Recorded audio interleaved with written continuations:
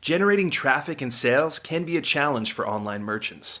But selling on the Walmart Marketplace puts your products in front of millions of customers who shop on Walmart.com. And right now, sellers who join Walmart Marketplace can save up to 50% on referral and fulfillment fees for the first 90 days. So get started today. Head over to marketplace.walmart.com/savings. That's marketplace.walmart.com/savings. Welcome to E-Commerce Conversations, a podcast by Practical E-Commerce. What's going on, Internet? Eric Van Holtz back again with another e-commerce conversation. Man, we're switching the formula up since the 19-part series that we did on how to build an e-commerce business. And now we're interviewing some brilliant e-commerce people. So for the first guest here on the new format of the new show, we got Ronnie Teja. Yeah. He's here in Austin, Texas. We're about to head down to e-commerce forum. Was it e-commerce fuel live down in San Antonio in a couple of days. So he stopped down here in Austin beforehand, and I'm lucky to get him in the studio to learn all about his business and his secrets to life. And maybe we'll talk a little bit about EOS a little bit. So before I ramble too much, why don't you go ahead and give us a quick intro of who you are and what your business is, what kind of products you're selling? Yeah, that's awesome. Thanks, Eric. So my name is Ronnie Teja. I run about 15 different websites. We do mid 8 figures in revenue as a business. The primary product that we sell are watches, men's watches, mostly focused on men. We sell them in about 50 plus countries. At the moment, the idea is to scale to about 120 countries at the end of the year. So big, lofty goals to live up to. I'm Canadian. I travel the world. I have a distributed team of about 30 plus employees. Yeah.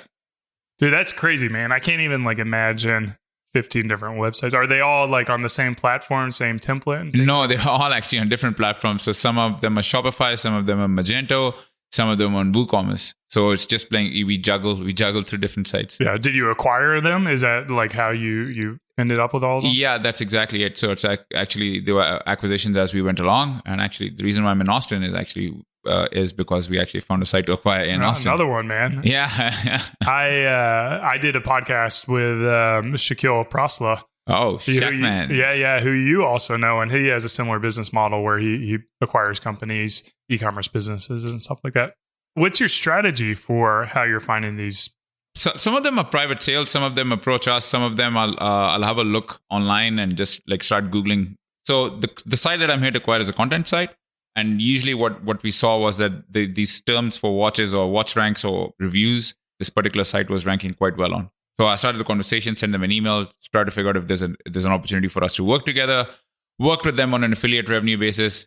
Turns out they're making too much money in affiliate revenue. It's just better to buy and acquire the site at the end of the day. So a way would be that sometimes if you look at a competitor, and I've done this before, it's you look at a competitor, you see what they're doing really well, and you try and follow the models. But if you can't really follow the model, then you go and acquire them. Yeah. So are you focusing primarily on the watch industry and everything is related to watches, or of these 15 websites? Well, there's accessories there's a bunch of accessories, there's straps, there's software. And of course, with these websites, there's also some regional websites. So, for example, in South Africa, I ended up acquiring a site. And believe it or not, South Africa is it's a gold mine for e-commerce at the moment. And I don't know why more people are not actually investing in there. So, the cost of acquisition for something that is about, let's say, $20 or $30 for me in the US is about $2 for me in South Africa. And the margins are much, much, much better. So we found a website there, and of course, given the rand to the US dollar conversion, we actually acquired a site which would have costed us about $300,000 for $50,000. Yeah. So that just worked out for us in the long run as well. That's crazy, man. There's so much we can talk about, just the complexities of buying international businesses and the legal structure of that. I'm sure of those 30 people, you've got to have one of them who's a legal guy or an accountant or something to keep all this in line. Yeah, there's a consultant actually, and his job is to focus pretty much on these businesses because he comes from a mergers and acquisitions background. So he used to work at a Magic Circle firm in London. Then he went out to work at the M&A at another firm. So he's the guy who's got a background in it, and like it's his job to manage it. In terms of, say, for example, the South African business, I actually went to live in Cape Town and work with the business owner for about 6 months. So that's how I found out, okay, is this business worth acquiring or not? So actually like go and work with these businesses for a while, see if there's synergies, see if it's worth keeping these people on after you purchase the businesses.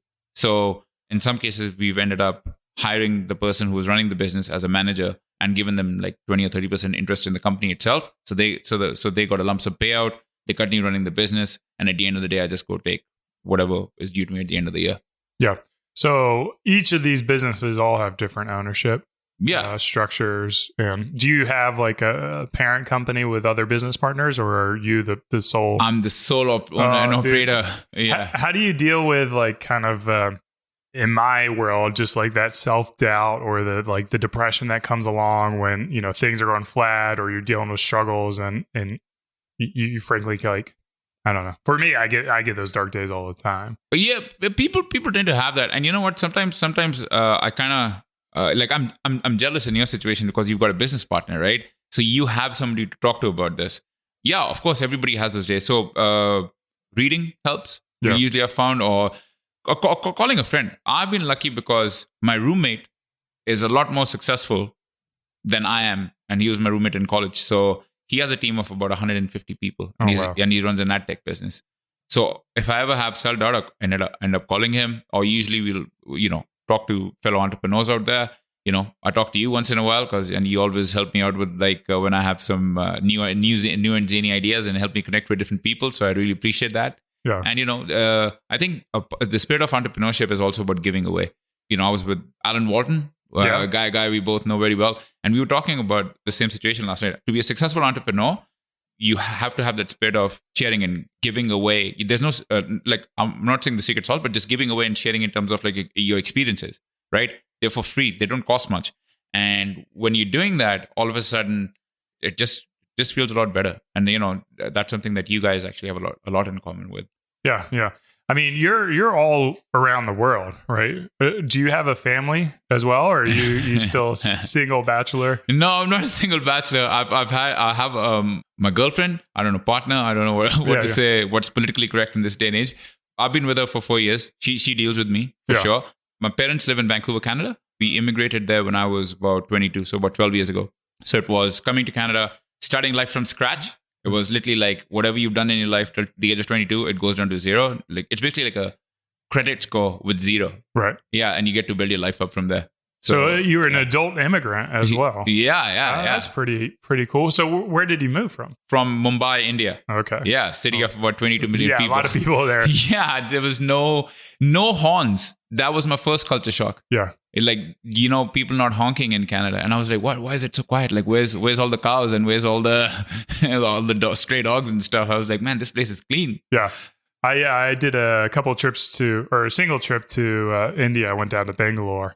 And, phenomenal. It was definitely a culture shock as well to see that transition. And I can only imagine Mumbai being just so much more chaotic than Bangalore. Yeah. And the traffic jams. Yeah. So how do you, like, as an immigrant, come into Canada and essentially start to build a successful business? Was that ingrained in your family? Were your family entrepreneurs, or did you guys kind of get lucky with a lottery and was able to immigrate that way? Or tell me more about that. Yeah. So my mother applied because I think we had family in Vancouver. In 2005, I remember I was doing my master's and I got a call from my parents saying, you know, we got the golden ticket. It's a golden ticket, right? It's like you get to immigrate to the US, or you get to immigrate to Canada, or you get to immigrate to Australia or the UK or whatever. It's a chance to move to a first world country, right? And have this amazing experience to live in such a different system altogether, an honest system more so than anything else. Whereas, you know, India has a system, but I'll reserve my rights. A little more red tape. Yes. The British has left us with bureaucracy, and we've just perfected it over the years. Yeah. So, you know, you come there. So my father was in the army. So he's worked the same job for 35 years. And they wanted me to work on the same job as well for 30 plus years if it was his way. But, you know, I'm sure that every entrepreneur that you've had on this podcast or anybody else will tell you that we are all very naughty kids. We usually have not done what everybody else has told us to do in life. So whenever people said zig, we zagged, and vice versa. So I had it in me to do that, but initially when we landed there, I needed to make money. So I went and sold radio door to door. So I was selling Punjabi radio station, a language that I sort of spoke, but I didn't speak really too well. But I learned when I went to Vancouver. So it's like I had to learn the language, and then I had to go sell the radio station at little mom and pop Punjabi shops on public transit because we didn't have a license or a car. Yeah. So this was working for somebody, or this was working? This was working for somebody, actually. Yeah. So I started my business in 2015 because at that point in time, I was finishing up a stint in Australia. So I went to Australia to work for an ad agency, and my accounts were working for Target. Not to be confused with the Target in the US, because Target in Australia is owned by a company called Wesfarmers Group, and they actually pay Target US about $120 million every year to just use the naming rights. Yeah, just for the naming rights of it. So they're like a big retail group. They own like 5 different major stores. So Kohl's is one, which is like a supermarket chain. So I was just finishing there, came back to Vancouver, and had a big meeting with this retailer that I wanted to work with called MEC in Vancouver. And I remember I got rejected from it. And when I asked the reason why, the reason was because they said you're a flight risk. And I said, what do you mean I'm a flight risk? They're like, you haven't worked for any job for more than 1.5 years, 2 years. And I'm like, what is that supposed to mean? Because, at that point in time, I was working in digital marketing. So, it's known that if you want to up your skills, you just move every year or 2 years. Right. Yeah. Or maybe the company didn't interest you as much. So at that point of time, I said, wait a second, why I've been working for all these people, making them a bunch of money. Why am I not doing that for myself? And that's where I said, okay, let's have a start. So I started in January of 2015. Yeah. Yeah. The most auspicious date. So you just picked watches and, found a vendor for that, or? Yeah. It's kind of like a funny story. I'd done some contract work for Movement watches before. I just randomly met these guys on they messaged me on some like Reddit forum, and they said, hey, can you run ads for us? I did it for like a couple of months because initially I wanted to have like a digital marketing agency. So it's by default, the first way you want to make your money is like doing something that and I knew how to work in an agency, run an agency, and I said, okay, let's try it. So I did that for a few weeks, not even a month. And then basically said, wait a second, man, I'm getting back into the rut of actually working for somebody, making them money and not making myself money again. So I said, look, I appreciate it. And then just started working on watches. Yeah. Yeah. And it's crazy because I failed the first time at making watches. I literally almost ran out of money because I tried to source from Vancouver and hire a designer in Vancouver, did everything in Vancouver. Whereas there's a massive watch fair in Hong Kong.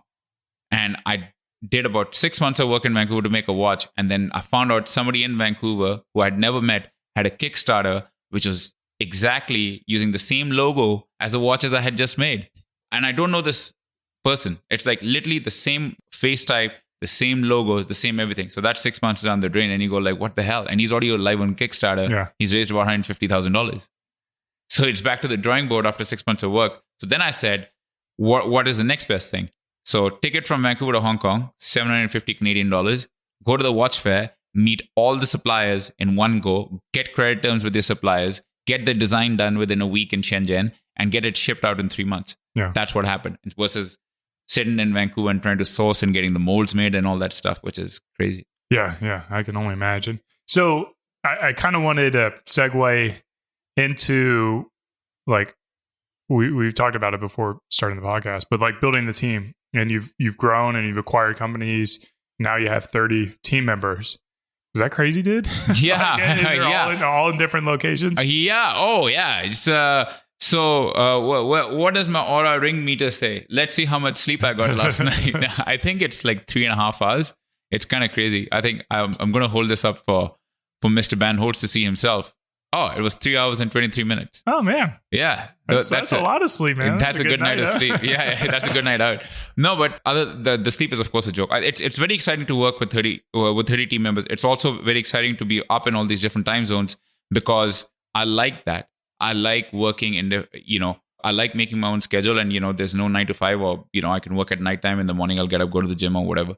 When we talk about how these teams are supposed to be running, I've just started implementing EOS or like a variation of it. So I find it very interesting that I've actually been able to take a step back from everything over the last 30 days. I actually went for a drive trip to Komodo Islands to see the giant lizards and all that there, which is kind of fun, right? And I hadn't done that for the last 5.5 years. Yeah. So It's starting to take place, but it's interesting how different teams interact. So we made a conscious decision to shut down our Vancouver office with the employees we have there. They were really nice employees, but unfortunately, in the long-term vision of where we want to be, they didn't really fit in there. So we're going through this process of actually seeing who identifies with the core values, right? And building a team around that. Yeah. So for those who maybe aren't familiar with EOS, it's I guess it's just a blueprint for a website that kind of gives you a guide.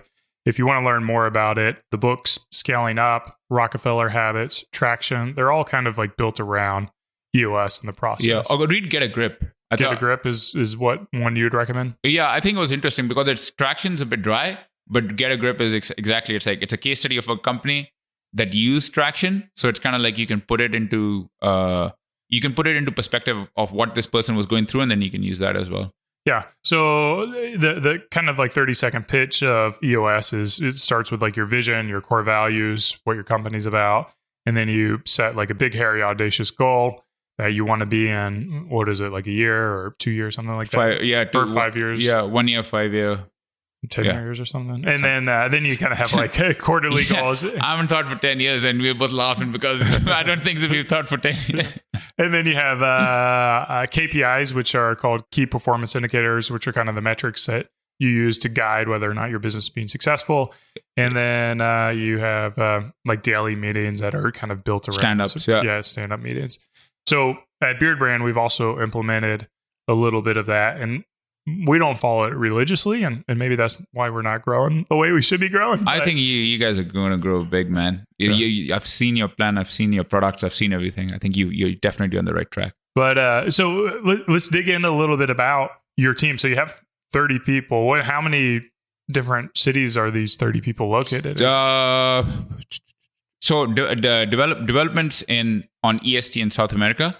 Customer service is actually in Nicaragua, Colombia, Serbia, Montenegro, Philippines, and India. So that's 10 different countries overall. So that's where the team is distributed. And we've got a couple of people in the UK, Canada, me. Yeah. Yeah. Do you feel like the team all connects under like your parent company? Or are they all like their own individual pods? They actually no. So everybody needs, and the key to implementing EOS is they all need to be under one umbrella. Right. So everybody's under like they're all under like, so we have a singular Slack channel where everybody comes on, everybody has that chat, everybody. For me personally, I do have weekly video updates for my team, which I started doing recently. So I don't know how it's going, but I know for a fact that in terms of the feedback from the team members is they feel quite motivated. Because the thing that I've done wrong, I can tell you what I've done wrong over the last 5 years in terms of managing my team is I've actually thought like giving people bonuses was a good way of motivating them, throwing money at it, or saying, hey, this is the way to go. It definitely did not. It's not the way to go. What I found, which was interesting, which was the other way around, which is kind of sending somebody a personalized gift or a letter even. Yeah. Right. And just writing a nice little postcard from my trip to Berlin over the summer to an employee in the Philippines made his day. It was phenomenal. And I was like, well, I should do those things more often. Like the power of a handwritten letter, you know, right. It's, I don't know, a lot of people don't do that, but all of a sudden I'm starting to find that it's first of all, it's pretty calming for me to write, but it's also the fact that people frame it. This employee framed the letter. Yeah. And I thought it was quite interesting. I think we, as founders and CEOs, you kind of forget about how much your team looks up to you and admires like you as an entrepreneur and what you're doing. Yeah. As I'm talking to you, like the epiphany is coming to me as well. It's like, see, all the good things happening. But the reason is also like coming back to EOS and what we were talking about. Like one thing I changed also was like talking about company financials. I started getting open with my team about the finances of the company. Of course, not everybody's salaries. That's kind of weird. But of course, being open, like in terms of where are we at our revenue goals? What is our stretch goal? If we had some losses, then I have to be upfront about the losses because everybody needs to be focused on the goal of the company doing well financially, and everybody's bonuses are based on the company doing well financially every quarter. Yeah. So you guys still are rolling out bonuses as a payment structure? It is, but the way it's rolled out is quite different. It's about people who follow the values. Like EOS talks about it, which is like got it, want it, and ability to implement it. Or the capacity. Yeah, exactly. So our bonus structure is of course a little bit the performance of the company will probably be on it like 20 or 30%, but the rest of the 60-70% is more focused on the value that this person is. So for example, for a customer service team, the KPIs are very different from say the operations team, right? The customer service team would be about getting better customer reviews. What is the CSAT of the person? What is the missed call rates in the company? What is the dissatisfaction rates of the customers in the family? What is the first reply time to customers in the company? All this stuff. So that would govern their bonus structure rather than the company revenue overall. So the company revenue will play a role, but it does not play as much of a significant role as the KPIs for the key performance indices for the individuals. For the individuals, yeah. Do you have a management team to kind of execute this, or are you the one who's trying to manage all 30?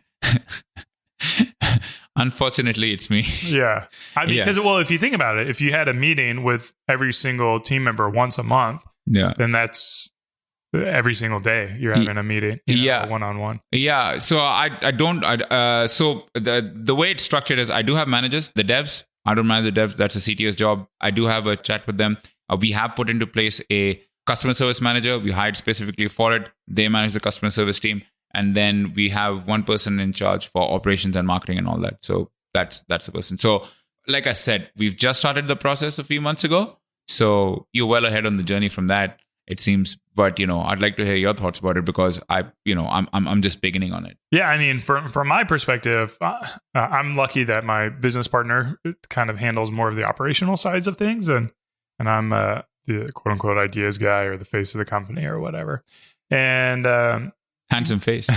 Well, thank you. I'll take more compliments if you want to give them.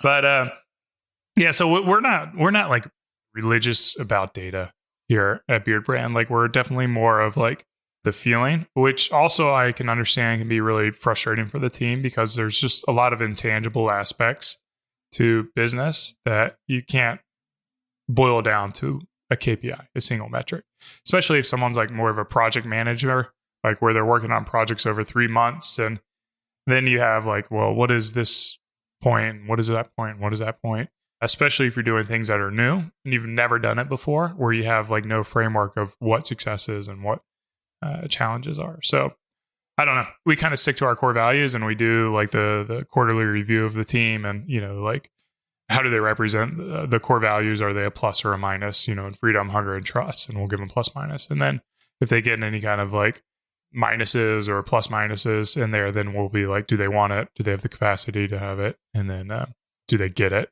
Kind of do our evaluations from there. Do you discuss the financials of your company openly? Yeah, well, I mean, pretty much everyone's got the ability to log into our Shopify account and look at things. And I've done like weekly reports and stuff like that, what our weekly numbers are. But it's not something that I'm really good at doing regularly. Like I'm not that I'm going to log in and here's the metrics for today and, look it over. Well, I and I should be. I see the value of it. It's just like I got a point to ask you. Yeah. I used to get up every morning, whatever time zone I'm in, and I would check my Stripe account, right? Yeah. And what I started doing recently is I don't check it as much. I just check it like once every few days. Yeah. And I found that my stress level has reduced all of a sudden. Do you do that for that reason, or have you tried to do that? It's like you just check it like once every few days, and you're like, you know what? It's gonna come in. It's okay. Don't worry about it. Otherwise, you're checking it like 6 times a day, and you're like, what? Yeah. I think like the first 4 or 5 years of the business, it was like all the time kind of thing. And then we finally got to this point where the business was a lot more stable, and I kind of knew what was going on. I even went like a couple of days without checking what the daily revenues were, which is I know. It's crazy, yeah. Yeah. But yeah, it's usually part of my morning routine to pull into the dashboard and see what yesterday's numbers were. You've hit on something that's really I'm really interested in, and I usually ask entrepreneurs about this: morning routines. Yeah. What's your morning routine? Well, I mean, there's the morning routine before getting to work, and then there's the morning routine at work. And the morning routine at home is a lot more regimented than the morning routine. But I'm a rower, so sometimes I'll get up at 4:40 in the morning to go row at 5:30 in the morning. and then I come back and eat my breakfast and get my daughter off to school. And then I can go into more detail than that, but I'll avoid some of the nitty-gritty. That's fine. Yes, and then in the office, it's really just kind of like 50% of the time I've got some idea where I'm like, we need to be doing this like immediately, like a typical entrepreneur. Yeah, there's a fire. Yeah. And then I'm like, do I really need to tell the team this or not? Or should I just bite my lip and like hold off on it? And then usually it's going to catch up with a couple of key people to make sure everything's going well and if there's any kind of like things that need to go on. And then we have a 9 o'clock meeting. So I get in at 8:30 and then we have a 9 o'clock daily meeting. Do you read?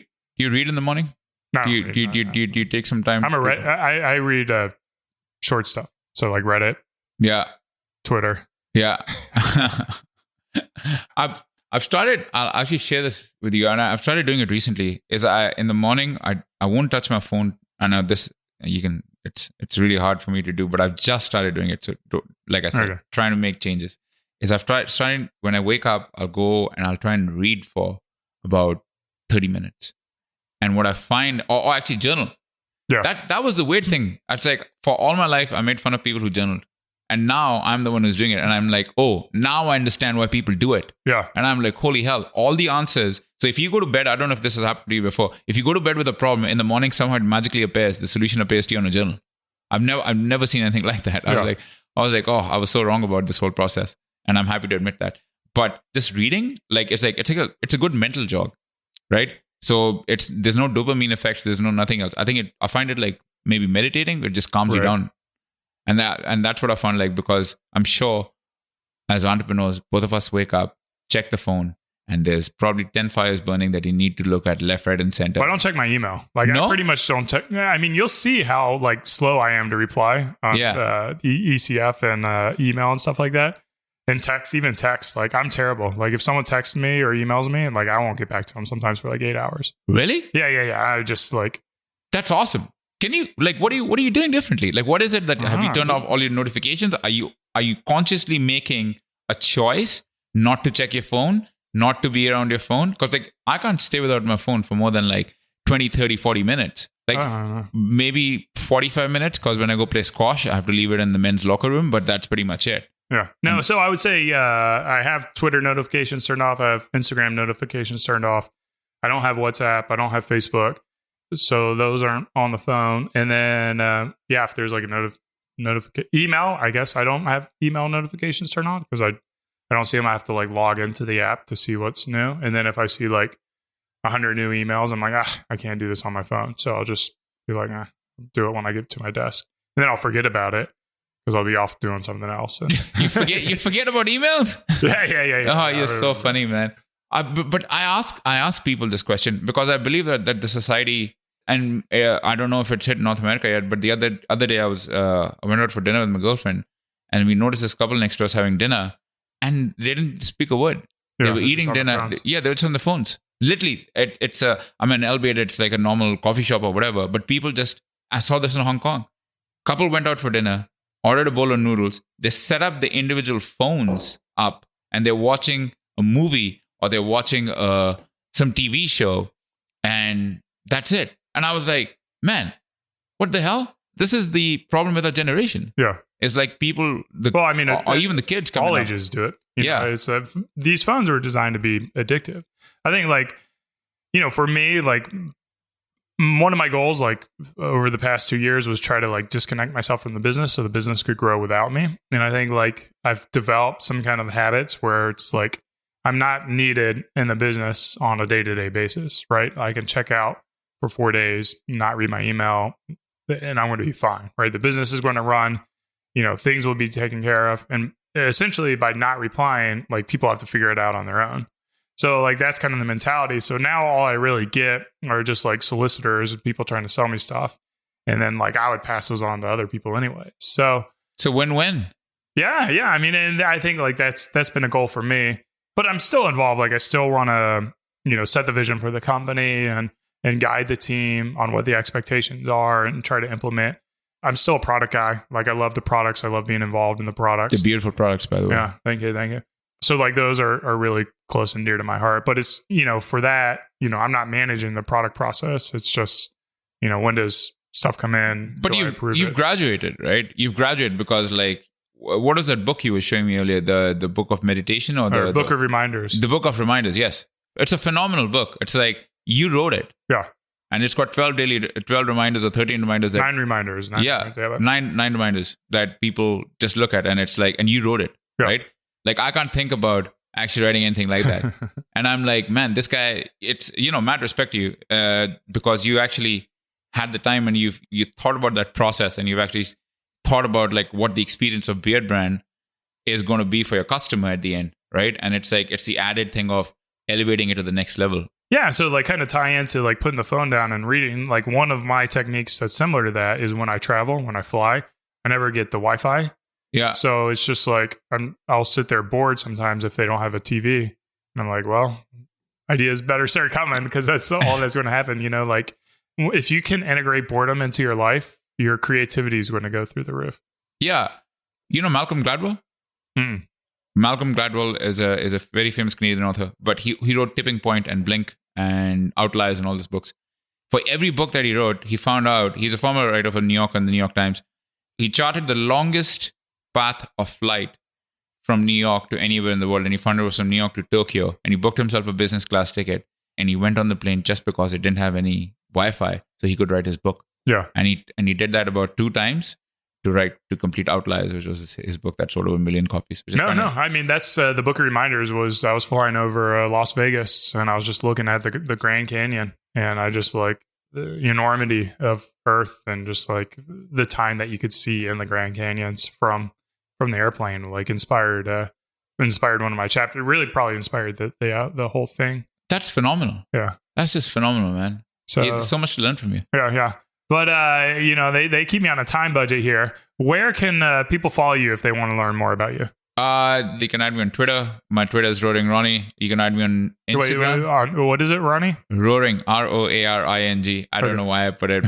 Roaring Ronnie? Yeah, okay. Just on Instagram, man. Yeah. I've got a really cool Instagram handle at Sir Wexford. That's Sir Wexford to you. Okay. Yes. And or just add me on LinkedIn, man. Ronnie Teja. It's just easy. Or you just send me an email, ronnie@brandsio.com. Okay. Happy to help anybody field inquiries and questions. And then the other question I'd like to ask is, how can our listeners make you richer by buying some of your products? Yeah, you can go to my website, brandsio.com, and actually and buy watches there. We usually have a sale. There's a 25% off sale this weekend for Super Bowl only. Yeah. So, this isn't going to be up in time for Super Bowl. Yeah, but whatever. I mean, just there's usually some sale out there. Sign up for the email list. You'll get 20% off. Yeah. So how do you spell the domain? branzio.com. Okay. Great, man. Well, it's been a pleasure having this chat. Thank you so much for coming into the Austin Always a office. pleasure. Yeah. And we're going to have some fun down at ECF Live. Woo! All right. Cheers.